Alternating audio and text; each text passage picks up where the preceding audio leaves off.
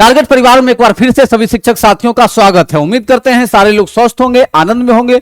लेकिन आज का दिन नियोजित शिक्षकों को झटका देने वाला है, क्योंकि शिक्षा विभाग ने एक ऐसा आदेश जारी किया है जिसे सुनकर नियोजित शिक्षकों को जोर का झटका लगेगा और वो कहीं न कहीं जो उनके ख्वाब हैं या जो उनकी सोच है, उन सोच को धक्का लगने वाला है। क्या धक्का लगने वाला है सर, हेडिंग से पहले क्लियर करते हैं, फिर हम लोग विभाग का लेटर भी आपके सामने में रखेंगे। नियोजित शिक्षकों को झटका। बीपीएससी शिक्षक नियोजित शिक्षक से वरीय सीनियर होंगे। शिक्षा विभाग का चौंकाने वाला आदेश आ चुका है। वरीयता संबंधी और विद्यालय प्रभार संबंधी नया आदेश भी जारी हो चुका है। आज के इस लेटर में देखेंगे, जैसे कहा जाता था कि बीपीएससी शिक्षक नियोजित शिक्षक से जूनियर होंगे, ऐसा कुछ नहीं है। आज का यह लेटर जो निकला है वो काफी चौंकाने वाला है, कहीं न कहीं नियोजित शिक्षकों के मेहनत पर पानी फेरने वाला है। सबसे पहले मैं बतला दूं आप लोगों को, शिक्षा विभाग, माध्यमिक शिक्षा निदेशालय, बैद्यनाथ यादव निदेशक माध्यमिक शिक्षा, सभी जिला शिक्षा पदाधिकारी बिहार माध्यमिक उच्च माध्यमिक विद्यालयों में प्रभारी प्रधानाध्यापक घोषित करने के संबंध में। बहुत सारे साथी कहेंगे कि सर ऐसा कैसे हो गया, लेकिन जो हो गया है सो हो गया है। एक एक चीज हम आपके सामने पढ़ के सुनाते हैं, एक एक चीज आप लोग देख लीजिए, उसके बाद हम लोग निर्णय लेंगे। चलिए आगे देखिए। उपयुक्त विषयक विभिन्न जिलों के जिला शिक्षा पदाधिकारी द्वारा माध्यमिक उच्च माध्यमिक विद्यालयों में नियमित प्रधानाध्यापक के पदस्थापन नहीं होने की स्थिति में किस कोटि शिक्षकों को प्रभारी प्रधानाध्यापक घोषित किया जाए से संबंधित मार्गदर्शन की मांग की जा रही है। इस संबंध में विभाग द्वारा समीक्षा के उपरांत माध्यमिक उच्च माध्यमिक विद्यालयों में प्रभारी प्रधानाध्यापक घोषित करने के निर्णय में निम्न आदेश दिए जाते हैं। बहुत सारे साथी कहेगा कि सर ये माध्यमिक के लिए है, तो माध्यमिक के लिए बीपीएससी शिक्षक और नियोजित शिक्षक अलग नहीं होंगे और न ही जो प्राथमिक में होंगे उनके लिए भी अलग नहीं होगा। ठीक है, तो ये आदेश सब पर लागू होगा और ये चीज चर्चा भी की गई है। सबसे पहले देखिए, पहले कॉलम में पूरे 6 कॉलम में बतलाया गया है। इन बातों को हम लोग एक एक चीज को देखेंगे। यदि किसी माध्यमिक उच्च माध्यमिक विद्यालयों में कक्षा 1 से 8 के पुराने वेतनमान के प्रधानाध्यापक पदस्थापित हैं, उनके साथ स्थानीय निकाय बिहार लोक सेवा आयोग द्वारा नियुक्त शिक्षक पदस्थापित हैं, तो क्या होगा? कहा कक्षा 1 से 8 के पुराने वेतनमान के प्रधानाध्यापक को वित्तीय प्रभारी घोषित किया जा सकता है। जैसे सपोज कीजिए जहां नियोजित भी हो, बीपीएससी वाले भी हो और पुराने वेतनमान नियमित वेतनमान वाले हो, तो वहां पे कौन होंगे? वहां पे नियमित वेतनमान वाले शिक्षक क्या होंगे? प्रभारी होंगे। यह है पहला कंडीशन। ये क्या है? ये पहला कंडीशन। दूसरा कंडीशन क्या कहता है? दूसरा कंडीशन कहता है यदि किसी माध्यमिक उच्च माध्यमिक विद्यालयों में पुराने वेतनमान के माध्यमिक कक्षा के सहायक शिक्षक के साथ स्थानीय निकाय के शिक्षक एवं बिहार लोक सेवा आयोग द्वारा नियुक्त शिक्षक पदस्थापित हैं, ऐसी स्थिति में क्या होगा? ऐसी स्थिति में पुराने वेतनमान के सहायक शिक्षक वरीय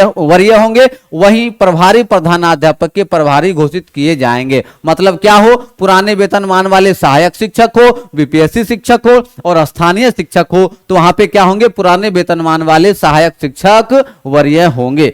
चलिए नेक्स्ट तीसरा प्रश्न हमारा है। तीसरा क्या कह रहा है?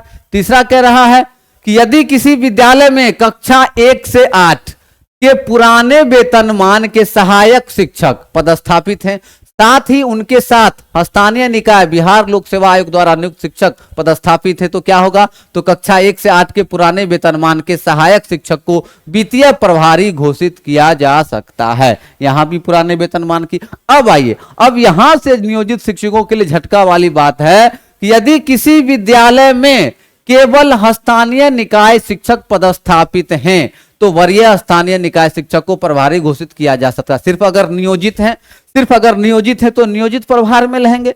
लेकिन यदि किसी विद्यालय में केवल बिहार लोक सेवा आयोग और सिर्फ बीपीएससी हो, तो सिर्फ बीपीएससी हो तो प्रभार क्या होगा? बीपीएससी वाला बनेगा। ठीक है, अगर सिर्फ नियोजित है तो प्रभार कौन बनेंगे? नियोजित होंगे जो वरीय होंगे।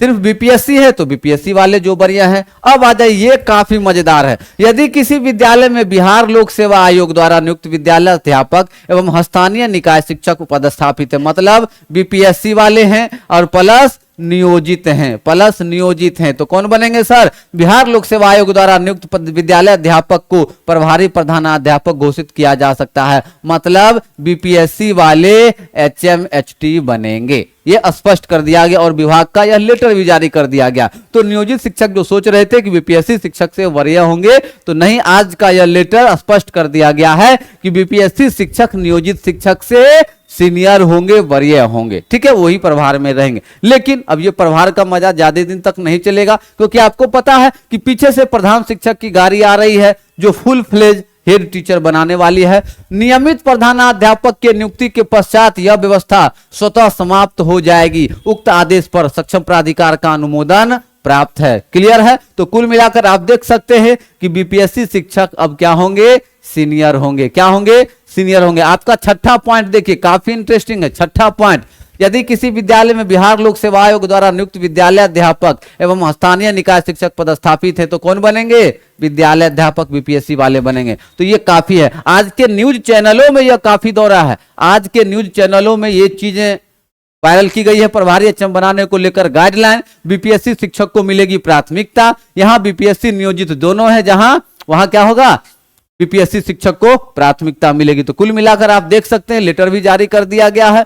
तो जो भी साथी मन में कंफ्यूजन था, आज उनका कंफ्यूजन दूर हो चुका है। ठीक है, चलिए फिलहाल आप लोग सक्षमता परीक्षा 3 की तैयारी में लग जाइए, सीटेट की तैयारी में लग जाइए। दोनों बैच आरंभ हो चुका है। स्क्रीन के नीचे नंबर चल रहा है, फटाफट इंक्वायरी कीजिए और बैच में नामांकन लीजिए। धन्यवाद। और चैनल को सब्सक्राइब करना बिल्कुल नहीं भूलिएगा। सारा खबर आपको इस चैनल के माध्यम से समय समय पर मिलता रहेगा। चलिए, बहुत बहुत आभार।